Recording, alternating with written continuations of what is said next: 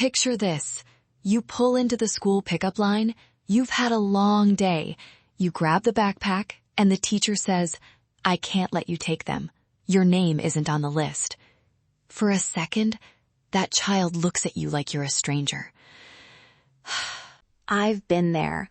I fumbled for my phone, the teacher asked for ID, and I remember thinking, why didn't anyone tell me to bring that signed note? I still keep a copy of that letter in my wallet. Welcome to Danny's Den. Let's chat.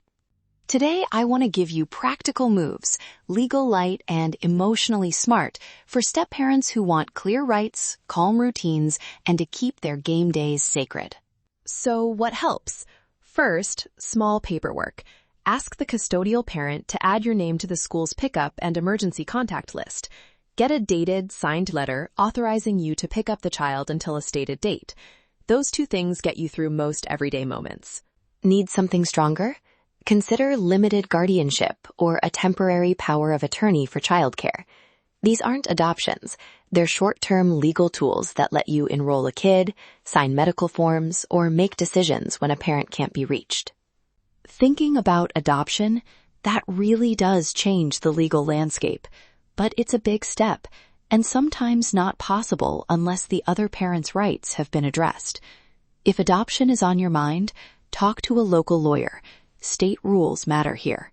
Okay, paperwork aside, let's talk everyday parenting. Boundaries are your friend. Kids need consistent expectations, and adults need a shared script. Agree with your partner on basic discipline language and routines so children hear one steady voice rather than two competing ones. If you're the step-parent, the trick is to lead with relationship-first phrases. Try saying, "When mom or dad isn't here, here's how we do things," instead of, "because I said so."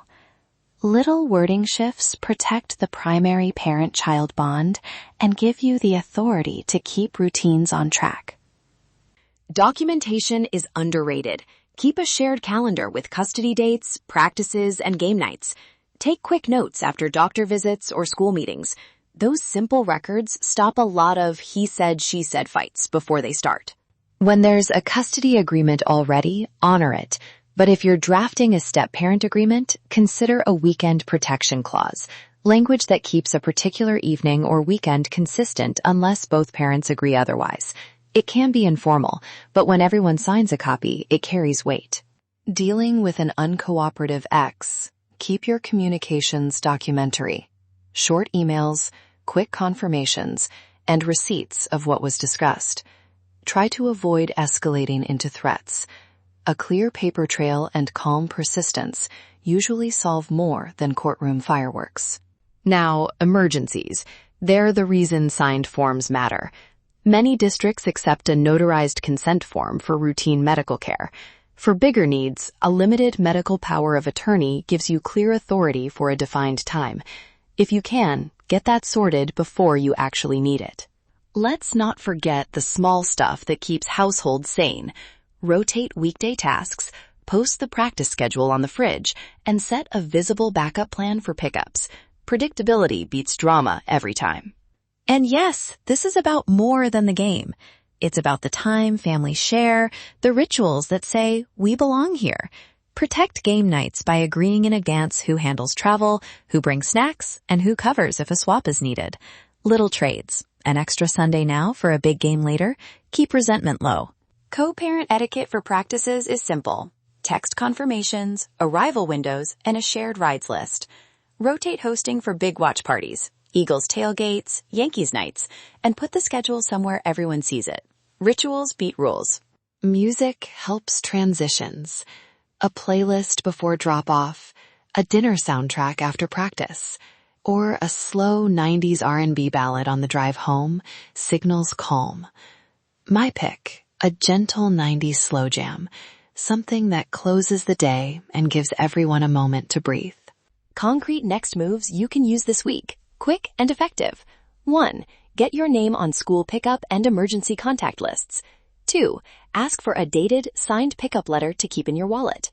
3. Start a shared calendar and jot down caregiving notes. 4. Talk with your partner about a consistent discipline script. 5. If medical decisions worry you, ask a lawyer about a limited power of attorney. Got that? Great. Let's chat.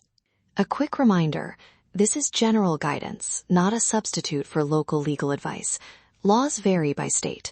If you're facing contested custody, adoption hurdles, or unclear medical rights, reach out to a family lawyer who knows your jurisdiction.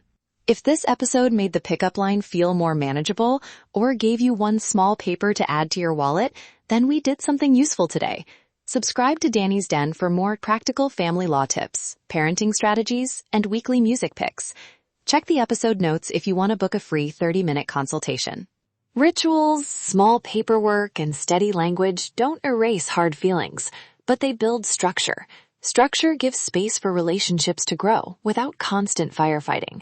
So step in where you can, step up where it's needed, and protect the moments that matter. Let's chat.